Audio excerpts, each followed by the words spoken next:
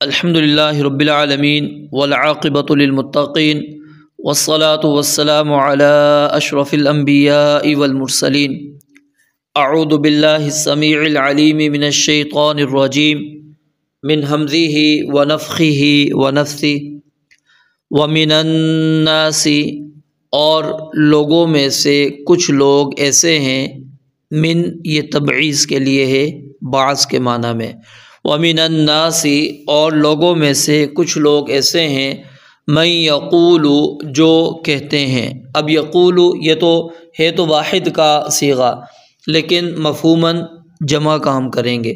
مَن یقول جو کہتے ہیں، آمنا ہم ایمان لائے، باللہ اللہ تعالیٰ پر، فَإِذَا پھر جب اوذیہ ایذا دی جاتی ہے، اسے تکلیف دی جائے، فی اللہ اللہ تعالیٰ کے معاملے میں، یعنی دین کی وجہ سے اس کو تکلیف دی جائے، اللہ تعالیٰ کی وجہ سے اس کو تکلیف دی جائے، جعل تو وہ بنا لیتا ہے فتنۃ الناس لوگوں کی آزمائش کو، لوگوں کے ستانے کو، کعذاب اللہ اللہ کے عذاب کی طرح، کعذاب اللہ اللہ کے عذاب کی طرح۔ وَلَئِن اور یقیناً اگر جاء آ جائے نصر کوئی مدد من ربی کا آپ کے رب کی طرف سے، لَيَقُولُنَّ تو ضرور بضرور وہ سب کہیں گے، اِنَّا بے شک ہم، کُنَّا تھے ہم، مَعَکُم تمہارے ساتھ۔ اولیسا کیا، واو اور لیسا نہیں، اولیسا اور کیا نہیں ہے، اللہ تعالیٰ بِأَعْلَمَ زیادہ جاننے والا، بما فی صدور العالمین اس کو جو سارے جہانوں کے سینوں میں ہے۔ وَلَيَعْلَمَنَّ اللَّهُ اور ہر صورت جان لے گا اللہ تعالیٰ، الذین ان لوگوں کو جو آمنوا ایمان لائے، وَلَيَعْلَمَنَّ الْمُنَافِقِينَ اور ہر صورت وہ جان لے گا منافقین کو۔ اللہ رب العالمین نے پہلی آیت مبارکہ کے اندر ان لوگوں کا تذکرہ کیا جو مکہ میں مسلمان ہو گئے، لیکن مشرکین کی طرف سے جب ان کو کوئی ایذا دی جاتی، کوئی تکلیف دی جاتی، تو وہ ان کی ایذا پر صبر نہیں کر سکتے تھے، تو وہ دلی طور پر شرک کی طرف پلٹ جاتے تھے، لیکن مسلمانوں سے انہوں نے یہ بات چھپا کر رکھی ہوئی تھی اور مسلمانوں کے ساتھ ہی رہتے تھے، یعنی یہ در حقیقت کون لوگ ہوئے؟ جو منافق تھے۔ تو اللہ تعالیٰ نے ان کے بارے میں ہجرت سے قبل یہ آیت نازل فرمائی، اور یہ قول امام ضحاک اور جابر بن زید کا ہے۔ تو اللہ رب العالمین فرماتے ہیں، وَمِنَ النَّاسِ اور لوگوں میں سے کچھ لوگ ایسے ہیں، مَن یقول آمنا باللہ جو دعویٰ یہ کرتے ہیں کہ ہم اللہ پر ایمان رکھتے ہیں، ہم مومن ہیں، ہم مسلمان ہیں۔ اب کیا ہے؟ فَإِذَا أُوذِيَ فِي اللَّهِ جب ان کو ایذا دی جاتی ہے اس کلمے کی وجہ سے، کہ جب ان کو ستایا جاتا ہے، جب ان کی آزمائش کی جاتی ہے، جب ان کو کسی بھی انداز سے تکلیف دی جاتی دین کی وجہ سے، اللہ کی وجہ سے، کہ وہ مسلمان ہیں، مسلمان کی وجہ سے ان کو ان کے یہ ساتھ معاملہ کیا جا رہا ہے۔ جیسا فرمایا نا، وَمَا نَقَمُوا مِنْهُمْ إِلَّا أَن يُؤْمِنُوا بِاللَّهِ الْعَزِيزِ الْحَمِيدِ وہ اصحاب الخدود کا واقعہ اللہ تعالیٰ نے ذکر کیا، اس کی طرف اشارہ کرتے ہوئے فرمایا کہ نہیں انہوں نے انتقام لیا ان سے، مگر کیا انتقام تھا؟ ان یؤمنوا باللہ العزیز الحمید کہ وہ اللہ رب العالمین پر ایمان رکھتے تھے جو غالب ہے، جو قابل تعریف ہے، اس ذات پر ایمان کی وجہ سے ان کو ایذا دی گئی، تکلیف دی گئی۔ تو پہلے لوگوں کو بھی جو ایذا دی جاتی تھی وہ یہی وجہ تھی، ایمان۔ تو آج مسلمانوں کو بھی جو نبی علیہ السلام کے زمانے میں صحابہ اکرام رضوان اللہ علیہ مجمعین کو ایذائیں دی گئی، تکالیف دی گئیں، ان کو طرح طرح کے مصائب کا سامنا کرنا پڑا، وہ دین کی وجہ سے تھا۔ تو اللہ فرماتے ہیں لوگوں میں سے کچھ ایسے لوگ ہیں جب ان کو اللہ کی وجہ سے ایذا دی جاتی ہے، تکلیف دی جاتی ہے، تو وہ کیا کرتے ہیں؟ جعل فتنۃ الناس کعذاب اللہ وہ یہ سمجھ بیٹھتے ہیں کہ اللہ رب العالمین کے عذاب کی طرح ہی ہمیں یہ آزمائش نے پکڑ لیا ہے، یعنی یہ اللہ کی طرف سے ہم پر گویا کہ عذاب آ گیا ہے۔ اس کو آپ سورہ حج کی آیت کے ساتھ ملا کر سمجھیں تو آپ کو مزید سمجھ میں آسانی ہوگی۔ اللہ رب العالمین فرماتے ہیں وَمِنَ النَّاسِ مَن يَعْبُدُ اللَّهَ عَلَى حَرْفٍ، کہ لوگوں میں سے کچھ ایسے لوگ ہیں جو اللہ تعالیٰ کی عبادت ایک کنارے پر کھڑے ہو کر کرتے ہیں، ایک طرف ہو کر، ایک کنارے پر کھڑے ہو کر وہ کر رہے ہوتے ہیں۔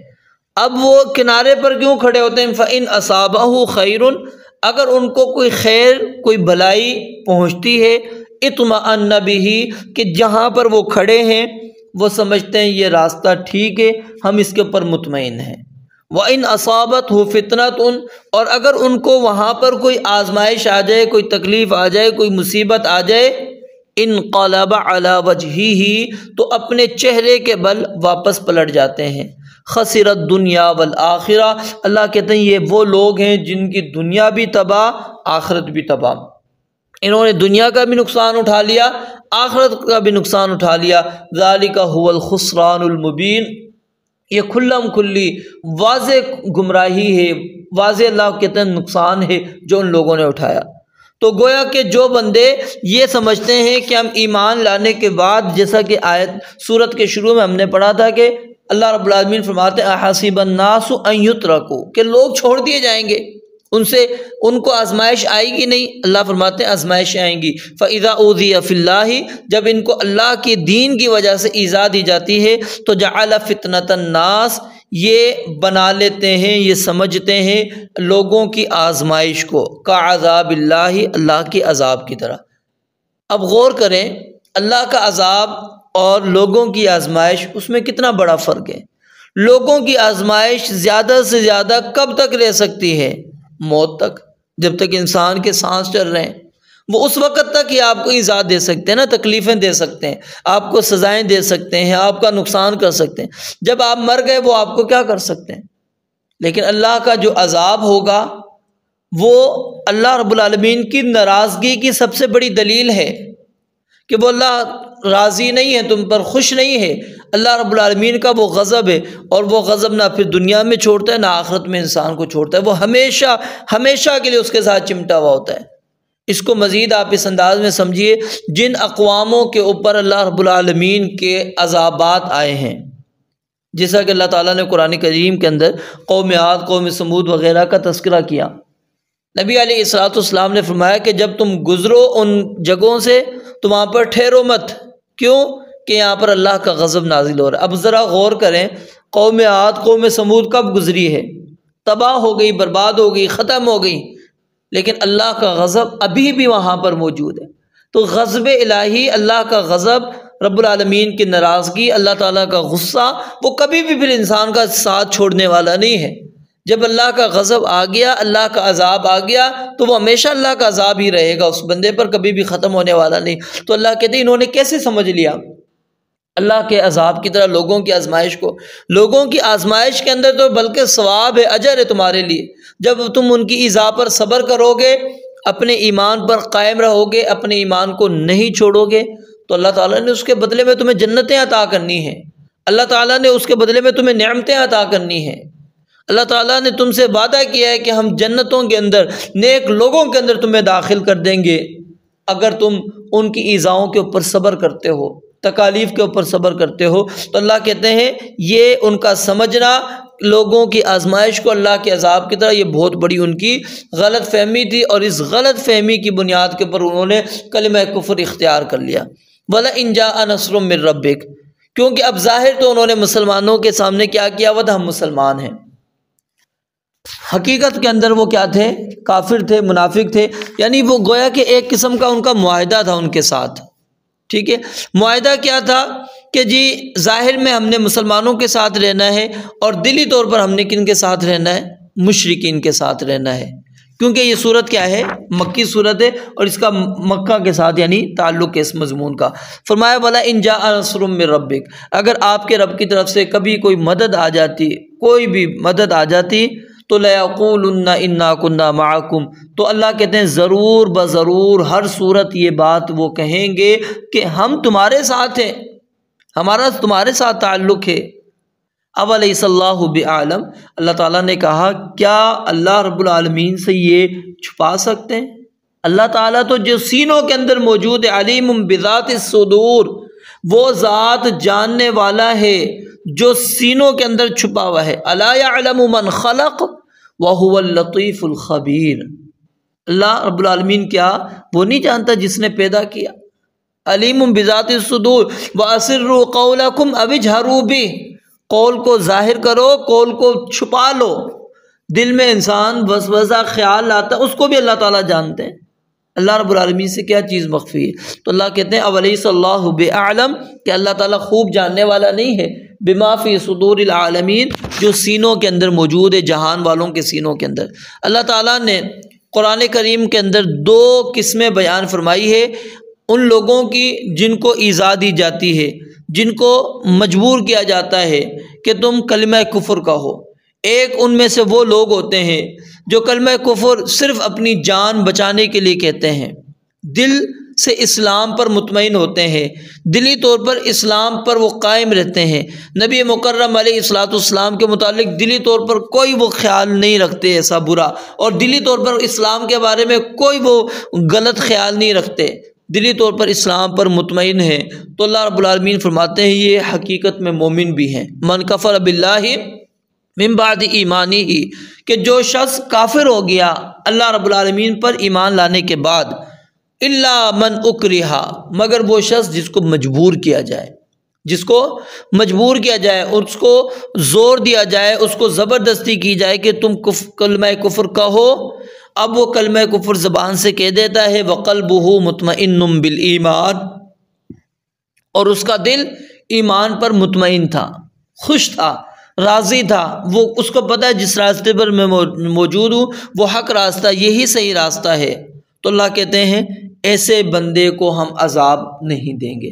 اور دوسرا وہ شخص وَلَٰكِن مَّن شَرَحَ بِالْكُفْرِ صَدْرًا، جس نے کلمہ کفر شرح صدر کے ساتھ کہا، دلی طور پر وہاں پر وہ کلمہ کفر کے اوپر وہ راضی تھا، خوش تھا، دل سے بھی وہ اس چیز کو پسند کرتا تھا، فَعَلَيْهِمْ غَضَبٌ مِّنَ اللَّهِ، تو اللہ کہتے ہیں ان کے اوپر اللہ کا غضب نازل ہوگا، اللہ رب العالمین کا غصہ ایسے لوگوں کے اوپر ہے۔ تو یعنی ایک کچھ لوگ وہ ہیں جو ایذا اور تکلیف کو برداشت کر لیتے ہیں، اور اگر ان کو انتہائی اذیت دی جائے، انتہائی تکلیف دی جائے اور ان کو کلمہ کفر پر مجبور کیا جائے تو وہ کلمہ کفر صرف اپنی جان بچانے کے لیے وہ کہتے ہیں، حقیقی طور پر دلی طور پر وہ ایمان پر مطمئن ہوتے ہیں۔ تو اللہ کہتے ہیں یہ پکے مومن ہیں، سچے مومن ہیں۔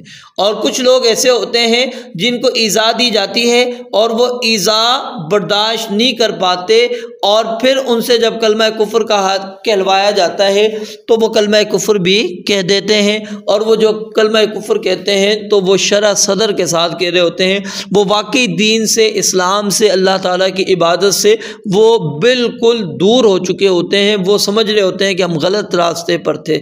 تو اللہ فرماتے ہیں ایسے لوگوں کے اوپر اللہ کا غضب ہے، اللہ رب العالمین کی لعنتیں اس شخص کے اوپر موجود ہے۔ پھر آگے اللہ رب العالمین نے فرمایا وَلَا يَعْلَمَنَّ اللَّهُ الَّذِينَ آمَنُوا، کہ یہ ہم آزمائشیں کیوں کرتے ہیں، وجہ کیا ہے، کیوں ایذائیں دی جاتی ہیں، کیوں تکالیف دی جاتی ہیں؟ اللہ فرماتے ہیں اس کے ذریعے سے اللہ تعالیٰ ایمان والوں کو اچھی طرح جاننا چاہتا ہے کہ کون اپنے دعوی ایمان کے اندر سچے ہیں، جنہوں نے کلمہ پڑھا ہے کیا واقعی وہ سچے ہیں؟ اب ہمیں بھی غور کرنا چاہیے، ہم ہر نماز کی ہر رکعت کے اندر جب ایاک نعبد و ایاک نستعین پڑھتے ہیں، ذرا غور کریں ہم اللہ تعالیٰ سے کیا دعویٰ کر رہے ہیں کہ اے اللہ صرف تیری ہی ہم عبادت کرتے ہیں، تیری ہی عبادت کرتے ہیں، تیرے علاوہ کسی اور کی عبادت کرتے ہی نہیں ہے، وَإِيَّاكَ نَسْتَعِينُ، اور صرف تجھ ہی سے ہی مدد مانگتے ہیں، تیرے علاوہ کسی اور سے ہم مدد کبھی مانگتے بھی نہیں ہیں۔ اور ہم دیکھیں کیا ہمارا واقعی عمل اسی طرح ہے کہ کیا ہم حقیقی طور پر صرف اللہ ہی کی عبادت کر رہے ہیں؟ کیا حقیقی طور پر ہم اللہ تعالیٰ سے ہی مدد مانگ رہے ہیں، یا پھر ہم نے عبادات کے لیے کچھ اور بھی اپنی ہستیاں بنا رکھی ہیں؟ استعانت کے لیے، مدد کے لیے ہم نے کچھ اور ہستیاں بنا رکھی ہیں، ہم ان کے پاس چلے جاتے ہیں، ہم ان کی عبادتیں کرتے ہیں، ان کو رکوع سجود کرتے ہیں، ان کو پکارتے ہیں، مصیبت تکلیف آتی ہے ان کو آوازیں لگاتے ہیں، ان کے ناموں کے ورد کرتے ہیں، کیا کرتے ہیں، کن کا تذکرہ کرتے ہیں؟ کہ اللہ کا تذکرہ کرتے ہیں یا ان لوگوں کا تذکرہ کرتے ہیں؟ ہمیں اپنے عملوں پر بھی غور کرنا چاہیے۔ اور اللہ رب العالمین فرماتے ہیں وَلَا يَعْلَمَنَّ اللَّهُ الَّذِينَ آمَنُوا، اللہ تعالیٰ ضرور بضرور اس کے ذریعے سے جاننا چاہتا ہے۔ اللہ دیکھیں، اللہ تعالیٰ کے علم میں پہلے سے موجود ہے۔ جب اللہ کے نبی علیہ السلام نے فرمایا کہ بچہ ماں کے پیٹ کے اندر ہوتا ہے اور 4 مہینے کا ہوتا ہے، اس کے متعلق لکھ دیا جاتا ہے کہ شقی او سعید، کہ یہ بدبخت ہوگا یا نیک بخت ہوگا، یہ جنتی ہوگا یا جہنمی ہے۔ اللہ تعالیٰ نے پہلے لکھ دیا، اللہ کا علم تو پہلے سے موجود ہے۔ تو یہاں پر مقصود پھر کیا ہے؟ یہاں پر مقصود یہ ہے کہ اللہ تعالیٰ اس کو ظاہر کر دیتے ہیں، مزید اہل ایمان کے سامنے وہ کھل کر آ جاتا ہے کہ یہ منافق ہے، یہ مسلمان ہے، یہ منافق ہے، یہ مسلمان ہے، پکا ان کو پتہ لگ جاتا ہے۔ تو اس لیے ایذا آئیں گی، تکالیف آئیں گی، اور اگر آپ ایذا پر صبر کرتے ہیں تو ہمیشہ کی جنتوں کے وارث بن جائیں گے، اللہ کے اوپر ایمان کے اوپر قائم رہیں گے، ہمیشہ جنت کے حقدار بن جائیں گے۔ اور اگر آپ دنیاوی مفادات کے خاطر، صرف دنیاوی مفادات کے خاطر کلمہ کفر کہہ دیتے ہیں اور آپ اللہ رب العالمین کی توحید کو چھوڑ دیتے ہیں، تو پھر یاد رکھیے اللہ رب العالمین کا غضب، اللہ رب العالمین کی لعنت اس شخص کے اوپر موجود ہے۔ اور جس بندے کے اوپر اللہ رب العالمین کا عذاب آ جائے، اللہ کی رحمت نہ ہو، غضب ہو، اللہ رب العالمین کی ناراضگی ہو، وہ کبھی بھی کامیاب نہیں ہو سکتا۔ انسان قیامت کے دن اگر کامیاب ہو سکتا ہے وہ صرف اللہ کی رحمت ہے۔ اللہ کی رحمت کے علاوہ اور کوئی ہمارے پاس، یاد رکھیے، سہارا نہیں ہے جو ہمیں اللہ تعالیٰ کی ناراضگی سے، اللہ تعالیٰ کے عذاب سے بچا سکتا ہے، جہنم سے بچا سکتا ہے۔ رب العالمین سے دعا ہے اللہ تعالیٰ سمجھنے، عمل کرنے کی توفیق عطا فرمائے۔ وآخر دعوانا ان الحمد للہ رب العالمین۔